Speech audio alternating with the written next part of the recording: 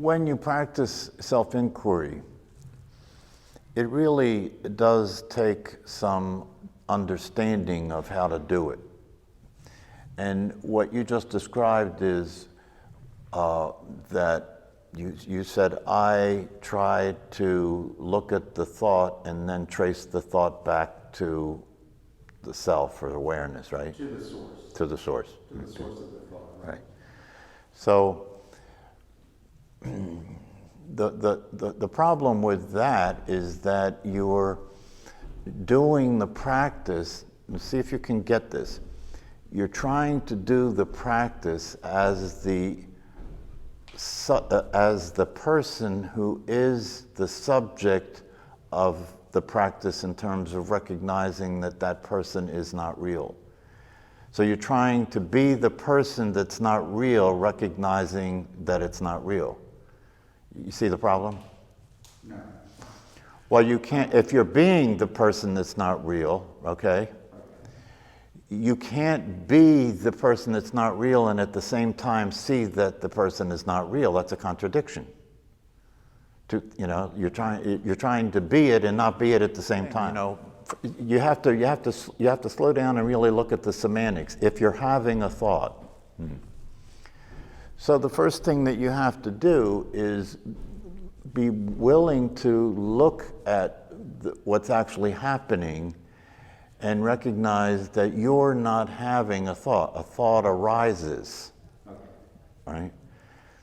And this is not an easy thing to come to an understanding about. That's the reason why, in that video that I sent, that's the reason why David Godman was asked if he could, expand on it, in terms of what it is. So it's not a matter of your having a thought and then trying to trace the thought back to the source. It's a matter of presenting yourself. A thought occurs, right? So this is how you want to do it, right? A thought occurs, the thought occurs, and then you present the question, who is it that's having the thought? This is the investigation. Who is it that's who or what is it that's having the thought, right? And then you look to see who is it that's having the thought, right? Now, if we were to play this out in terms of an interaction about it, and I said to you, who is it that's having the thought? Well, the common ordinary answer to that question would be me. I'm having the thought. I'm having the thought, right? But then the inquiry is, okay, who is this I?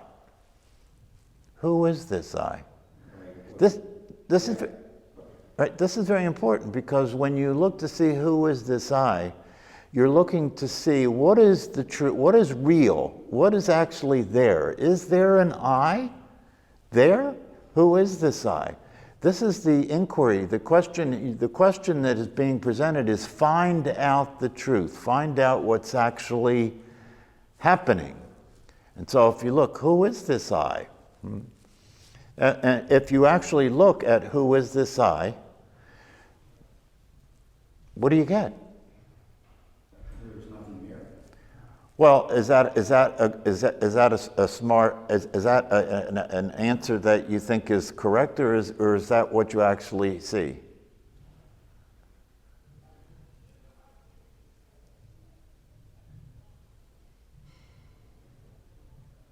This is very important, because self-inquiry, the investigation is not an academic process. It's not like, what have you learned that you can regurgitate in this process? No, that's not it, right? Because that's not going to help you at all. It's not going to help. I could say that consciousness is this I, but I'm not. Because I can see consciousness as behind everything. Can you? Right. Who is it that sees consciousness as behind everything?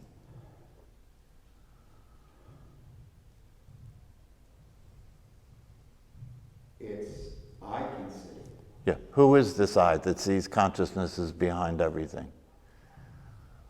Or what is this? It's the I that is part of consciousness. Okay, so it's the I that's a part of consciousness. So now you have two consciousnesses, right? Yeah, So, I'm getting stuck. yeah, you see, what you're doing is you're trying to answer the questions from your mind, right? The mind wants to understand and be able to get the right answer. So it will try and use words to come up with something that would be a satisfactory answer, right? But in order for you to really do this, you really have to have a sincere and authentic interest in discovering what's actually true by looking to see and not accepting, because if you say, oh, it's the part of the consciousness, that's another thought. That's another thought, right? So then who or what is this you that has these memories? And when I say that, I'm asking you to really tell me where it is. Where is it? What is it? Because I want you to see that you, like most of humanity, and this is not a negative, this is not saying there's anything wrong with you, right? Any more than I say there's anything wrong with humanity, which I do say that there's something wrong with humanity. But you continue. And this is something that in my interactions with you over time, when you ask questions, right? You're asking the question from the idea you have of who you are as if that you is going to get the answer. And what you're being asked to look at is that you. Is that you actually in existence? Is it actually real? Where is it? Where is this you? See, and you can't answer the question from the you. If you answer the question from the you, you're not looking to see. You're operating with the assumption that there is a you that is doing this asking and looking. But that's what's being asked to be seen. What is that? Where is that? What is that? That you is what you're being asked to investigate. Who is this that knows? That's what Ramana Maharshi did when people came to him. And ask questions like you're asking questions, right? The only thing he would ever say to them is, who is it that's asking this question? And the reason he would only say that to people is because and I've said this to you here, right? If I interact with what you're thinking about as an answer, if I interact with the question like there's a Bob and Bob asked a question and I'm going to see if I can answer Bob's question to Bob's satisfaction, right? If I interact with you that way, I am going along with the lie. I'm going along with the pretense. I'm not serving you because I'm saying, okay, I accept that there's an I just like you do, and now we're going to have a conversation, right? I am an I here, and you're an I there, and you're separate from me, and you're asking me a question, and I'm going to answer the question the best I can. If I interact with you that way, right, I'm going along with the problem. I understand when you say I, you mean that you think that there's a you that you're referring to, okay? And I'm telling you that if you actually look, you cannot produce any evidence for its existence. Where is it? Human beings have a habit pattern of identifying with this non-existent I. Right? That's why I said here the other day, that one of the statements that Ramana Maharshi made, right, is there is a presupposed. So you see, that's how you're interacting with me. You're coming from a presupposition about who you are, and then you speak. There's a presupposed, non-existent self seeking liberation for that same non-existent self. You see? So you got to get out of the loop. You got to get out of the illusion, right? The delusion, the psychosis, the hypnosis. You got to get out of it.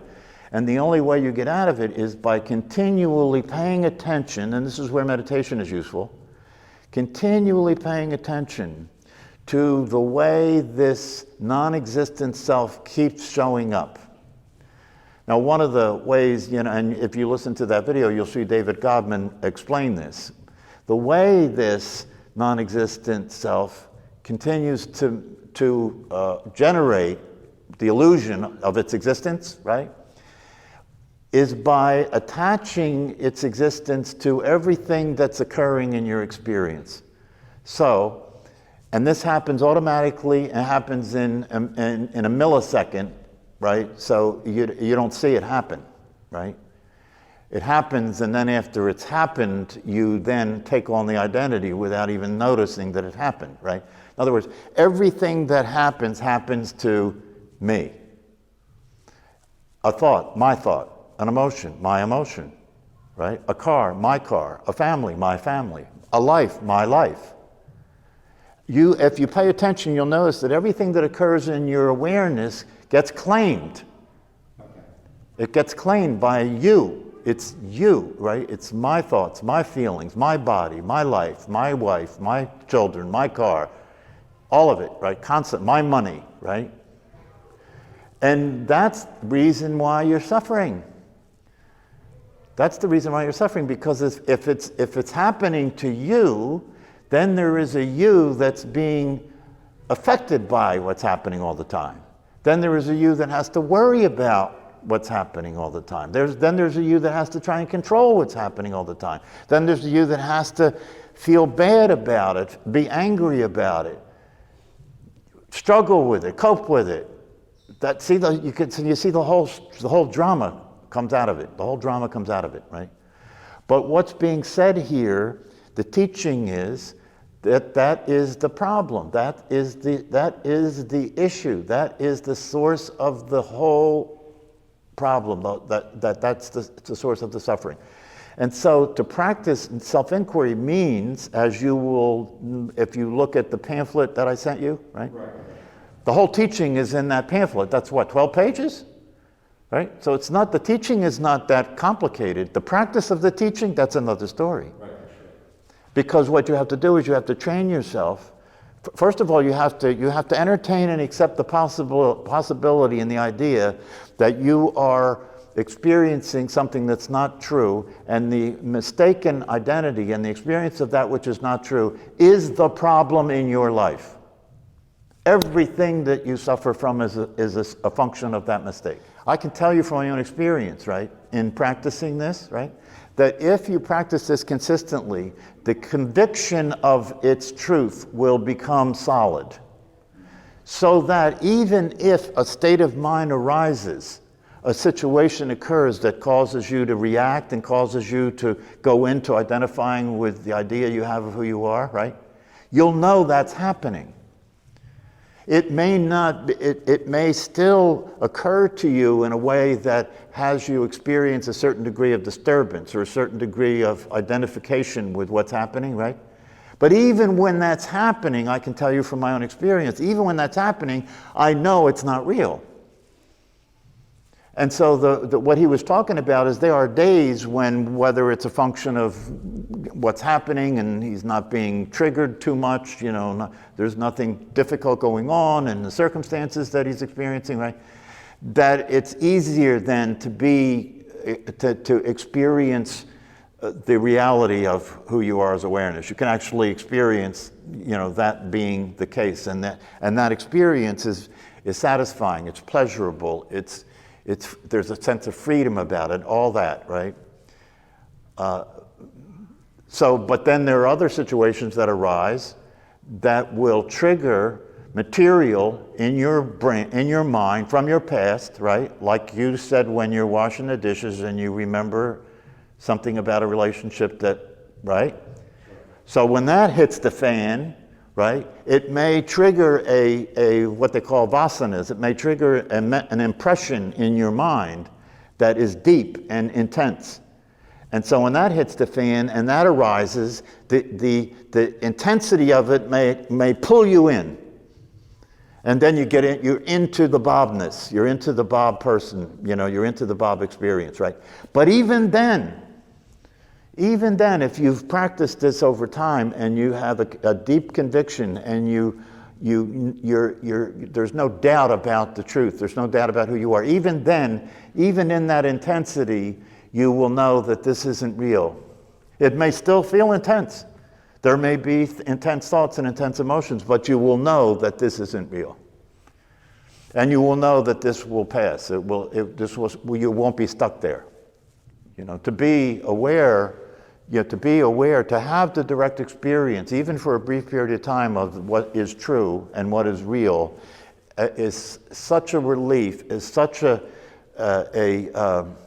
transformation that it makes a very intense impression, doesn't it? You said you had that experience. Yes. Yeah. He said, how long ago? It was only 47 years ago. Only 47 years ago. But you see, what he shared with me is that the experience that he had 47 years ago made such an intense impression on him because of the relief that it provided, the insight that it provided, the experience that it was, that even today he still remembers it, he's still interested in it, he's still interested in the possibility that that could be a consistent experience that he has. But what is this business of self-inquiry? What the guy said who claimed that he was having the experience of being awareness itself constantly, consistently, right? And he said that he's sharing with you how it happened to him, right? Because when he was a teenager, he had a terrifying experience about death, right? And he wanted to try and understand what happens when you die, so he lied down on the floor and really focused his attention on this business of who is it that dies? That's self-inquiry. Who is it that dies? I want to see this. And he really, let himself imagine the body was dead. And then he had this experience of enlightenment, this experience of becoming aware of who he actually was. That never left him, right?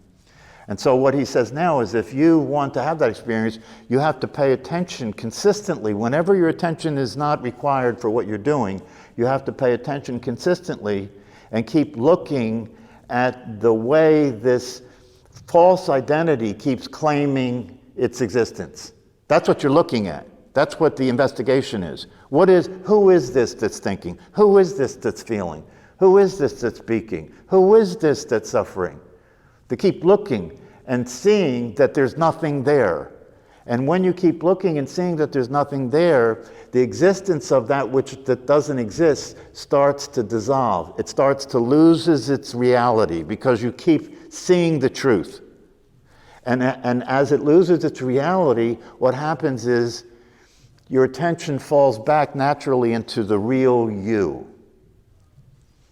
Right? Gradually, and falls back. And now it's gradual because, look, you've been practicing being who you're not for as long as you've been on the planet. Your brain's been completely conditioned to operate that way. So it's not going to happen for most of us in the snap of a finger. Some people that happens for, but that's a very extreme rarity. For most of us, it's a process that will take time and it's gradual.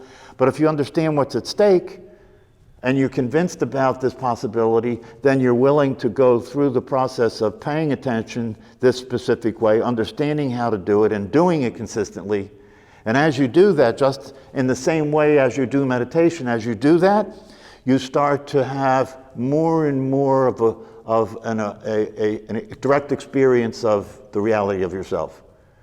More and more. And once you start to have more and more, once you get free, once you start seeing that you're not being run by your mind, right? Then you have a deep conviction and a true motivation to stay with the process. It sounds a little bit scary to the eye because the eye, who you consider yourself to be, can't imagine going into a whole different reality, right? But that's not what happens. If that I that you consider yourself to be actually dissolves and disappears, right? Where you find yourself is where you've always been.